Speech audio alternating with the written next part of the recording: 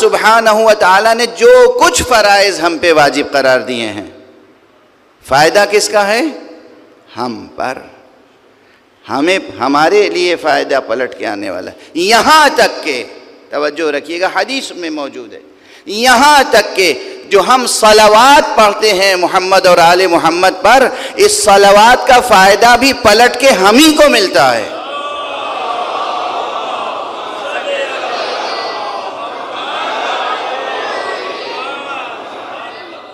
ورنہ ہم کیا، ہماری حیثیت کیا، ہماری زبان کیا، ہم خدا سے دعا کریں گے کہ یا اللہ مصطفیٰ اور اہل بیت مصطفیٰ پہ رحمت نازل کر.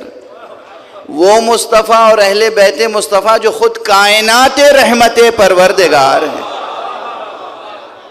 جو خود خلق عظیم پر فائز ہیں اور جو خود رحمت عالمین ہیں. وما ارسلناک الا رحمتا للعالمین، ہم نے آپ کو نہیں بھیجا مگر عالمین کے لیے رحمت بنا کر. جو خود کائنات رحمت پروردگار ہوں ان پر رحمت کی دعا ہم کریں گے. مگر کیوں یہ واجب ہے؟ واجب ہے، مستحب نہیں ہے. صرف اسے مستحب نہ سمجھیے گا، واجب ہے. واجب ہے، کم سے کم زندگی میں ایک بار کہنا تو واجب ہے ہی. سعادت مند ہیں وہ جو ہر روز کہیں، سعادت مند ہیں وہ جو ہر نماز میں کہیں. حدیث ہے، پوچھا گیا کہ ہم حدیث صحیح. یوں تو صلوات کے بہت سے فائدے ہیں، مگر ایک فائدہ بیان کر کے آگے بڑھوں، اور یہ وہ حدیث ہے جسے میں پورے وثوق سے کہہ رہا ہوں. ان لوگوں نے بھی نقل کیا ہے صحیح سند کے ساتھ جن کے دل میں رسول کی محبت نہیں ہے.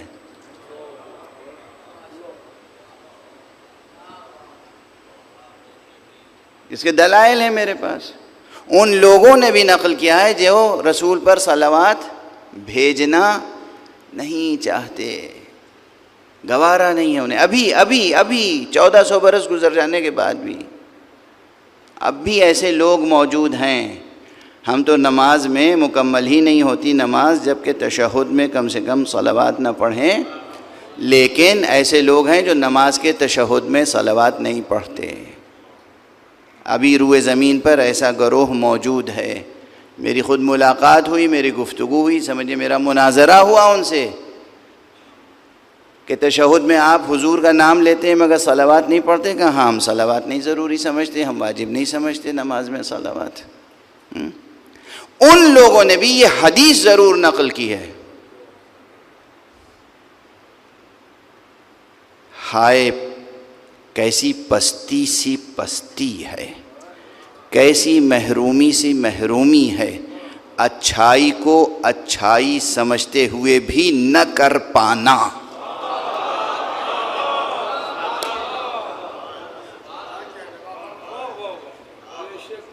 اچھائی کو اچھائی سمجھتے ہوئے بھی نہ کر پانا، یہ نفسیات نہ پیدا ہو گئی.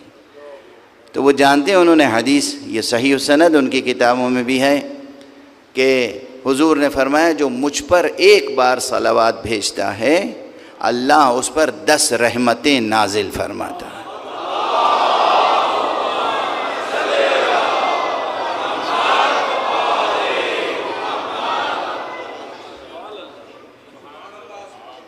واضح ہے.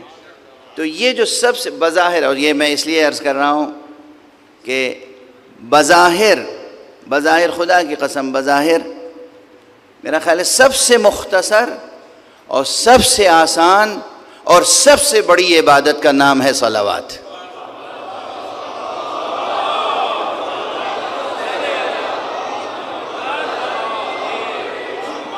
سب سے مختصر، اس سے زیادہ مختصر نہیں ہو سکتی، اس سے زیادہ زبان پہ سبک اور آسان نہیں ہو سکتی. اور کوئی شرط نہیں، وضو کر کے صلوات پڑھیے شرط نہیں ہے. یوں باوضو ہمیشہ رہیں بہت اچھی بات ہے، لیکن وضو نہیں ہے تب بھی آپ صلوات پڑھ سکتے ہیں. بلکہ ایک شگفتہ سی روایت ہے، اجازت ہو تو پڑھ دوں آپ کے ساتھ. ایک صلوات پڑھیے محمد.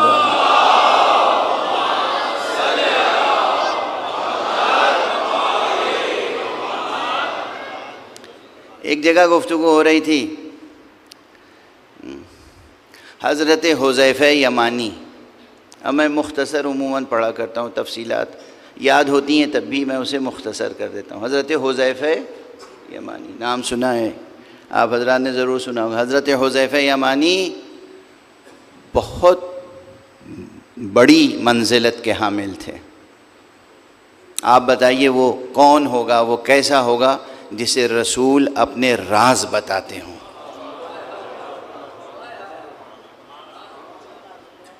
علی کے علاوہ۔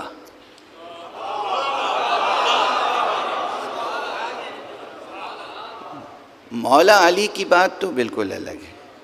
مولا علی علیہ السلام تو جان رسول تھے، نفس رسول تھے، جانشین رسول تھے، وصی رسول تھے۔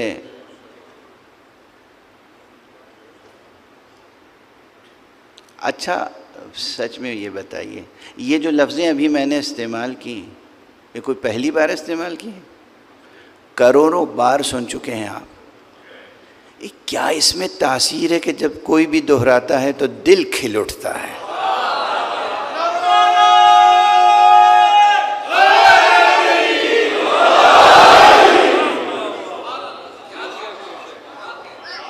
علی جان رسول تھے، علی نفس، کتنی بار سنا ہے آپ نے، شاعروں سے، ذاکروں سے، عالموں سے، خود آپ نے نہ جانے بار کتنی بار دہرایا ہوگا۔ خدا کی قسم کیا کوثر جاری ہے فضائل علی۔ لوگ جیتے ہیں اس ہوس میں، اس حرص میں، اس حب میں، اس خواہش میں، اس تمنا، اس آرزو میں کہ جنت میں جائیں گے تو نہر عسل سے دہن کو شیریں کریں گے، کوثر کا پانی پئیں گے، نہر لبن سے محظوظ ہوں گے۔ ہمارے لیے تو ذکر علی کوثر بھی ہے، نہر لبن بھی ہے، نہر عسل بھی ہے۔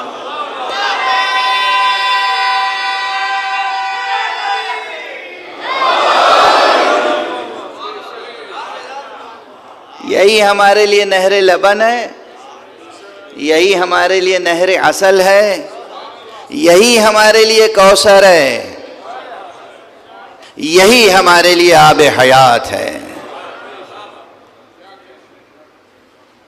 تو مولا علی کی تو بات ہی الگ ہے۔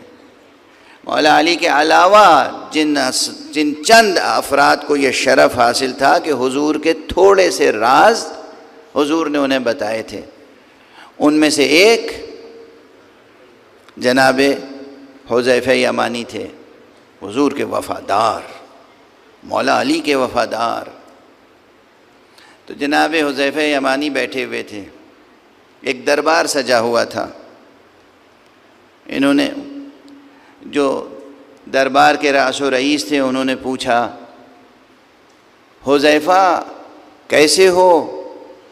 کیف اصبحت یا حذیفہ، حذیفہ کیسے ہو، کیسے سویرا کیا، کیسے صبح کی؟ یہ عربی کا ایک محاورہ ہے اپنے انداز کا۔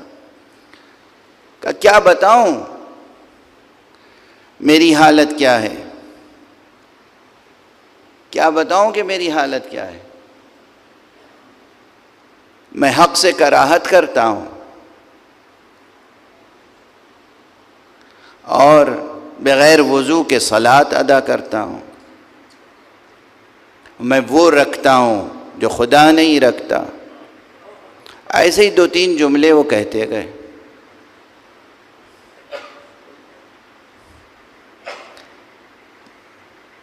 جو صدر مجلس تھے اس وقت انہیں جلال آ گیا۔ ان کا حذیفہ تم کیا کہہ رہے ہو، میری سمجھ میں نہیں آ رہا ہے، تم نہ ہوتے تو میں ابھی کیا کر ڈالتا، تم حذیفہ، تم حذیفہ، تم یہ کیا کہہ رہے ہو، اگر تم نہ ہوتے تو میں ابھی مثلا کوڑے برسا دیتا، پتہ نہیں کیا کرتا۔ ایک دربار میں وہ خاموش بیٹھے ہوئے حذیفہ، اتنے میں جناب مولا کائنات امیر المومنین علی ابن ابی طالب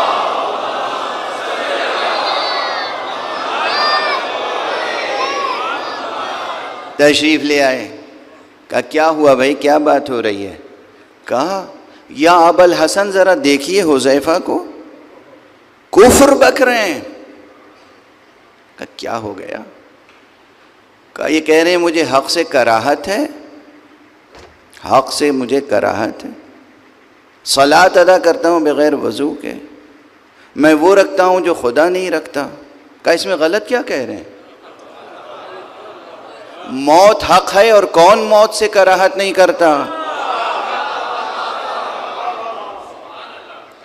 اور یہ جو نبی پر درود بھیجتے ہیں یہ صلاۃ ہے اور بغیر وضو کے صلاۃ ہو جاتی ہے.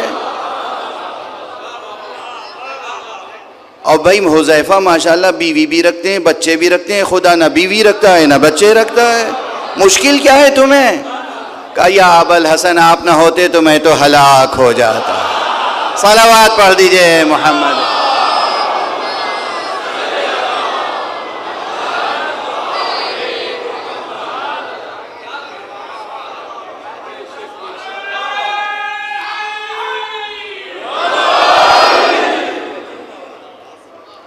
حضور کی طرف یہ حدیث بھی منسوب ہے کہ حضور نے فرمایا ہے کہ مومن کا مزاح بھی عبادت ہے. لیکن ظاہر ہے کہ اس کا نتیجہ یہ نکلا کہ ایک مومن کی صفت یہ بھی ہونی چاہیے کہ اس کے اندر مزاح کا ذوق پایا جائے. اب یہ حذیفہ کا ایک مزاح تھا، مزاح کا مزاح تھا، حقیقت کی حقیقت تھی. مومن کے مزاح کی شان یہ ہوتی ہے کہ وہ مزاح میں بھی جھوٹ نہیں بولتا. اب دیکھیے اس مزاح میں کوئی چیز جھوٹ نہیں تھی، غلط بیانی نہیں تھی، باطل امر نہیں تھا، کوئی باطل امر نہیں تھا، کوئی کذب نہیں، کوئی غلط بیانی نہیں.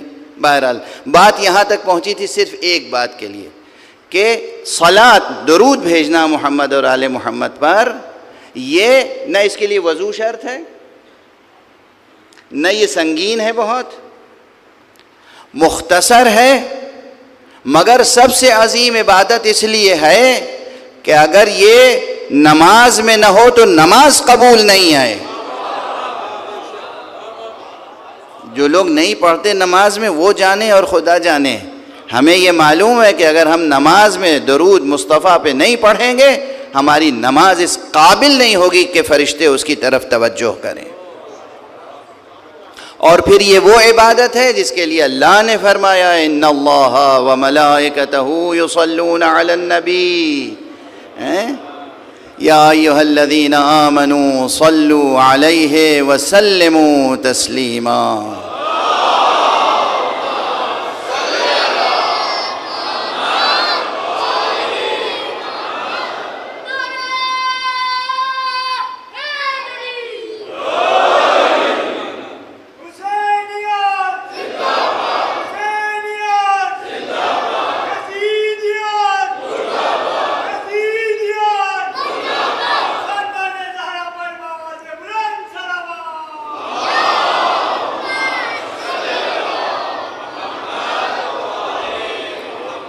اب آپ ذرا غور فرمائیے گا، بات تو یہاں تک پہنچی تھی اس لیے کہ میں یہ عرض کر رہا تھا کہ کوئی بھی فریضہ جو ہم پر عائد کیا گیا اس میں اللہ کا کوئی فائدہ نہیں ہے، سب ہمارے فائدے کے لیے.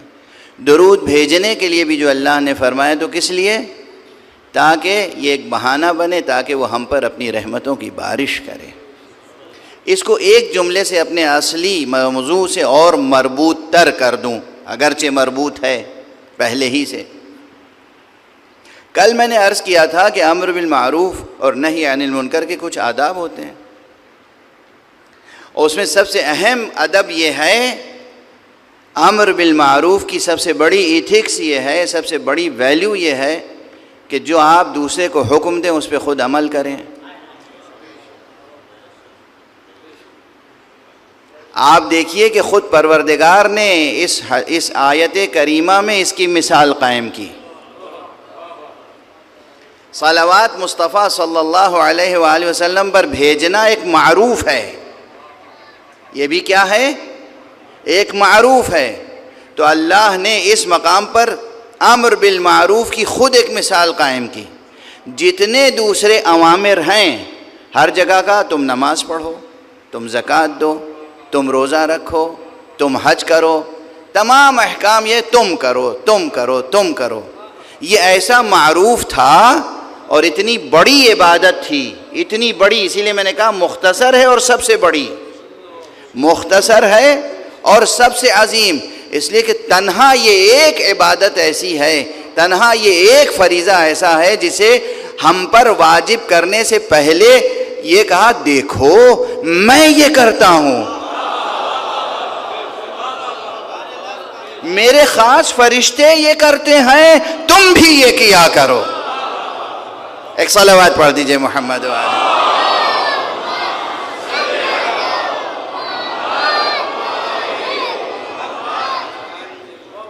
یہ خود ایک معروف ہے، معروف، یہ وہ معروف ہے جسے فطرت، عقل، شریعت پسند کرتی ہے، اللہ اس کا حکم دیتا ہے، شریعت اس کا حکم دیتی ہے، تو صلوات پڑھتے رہنا ایک معروف ہے، خود پڑھتے رہا کیجئے اور دوسرے مومنین کو توجہ دلایا کیجئے کہ دیکھو بھائی درود ہر وقت پڑھتے رہا کرو۔ اگر تم یہ چاہتے ہو کہ سرکار رسالت میں آپ کے ایک اچھے امتی رہو تو ہر وقت درود پڑھتے رہا کرو۔ اگر تم یہ چاہتے ہو کہ اللہ کی طرف سے تمہارے اوپر رحمتوں کی بارشیں ہوں تو ہر وقت درود پڑھتے رہا کرو۔ پھر دیکھیے اگر وہ معاشرہ پیدا ہو جائے تو پھر کیسی رونق ہوگی آپ کی زندگیوں میں، کیا نورانیت ہوگی، کیا بلندی ہوگی، کیا شفافیت ہوگی۔ آپ اس زمین پر اپنے قدموں میں کوثر اور نہر لبن اور نہر عسل جاری دیکھیں۔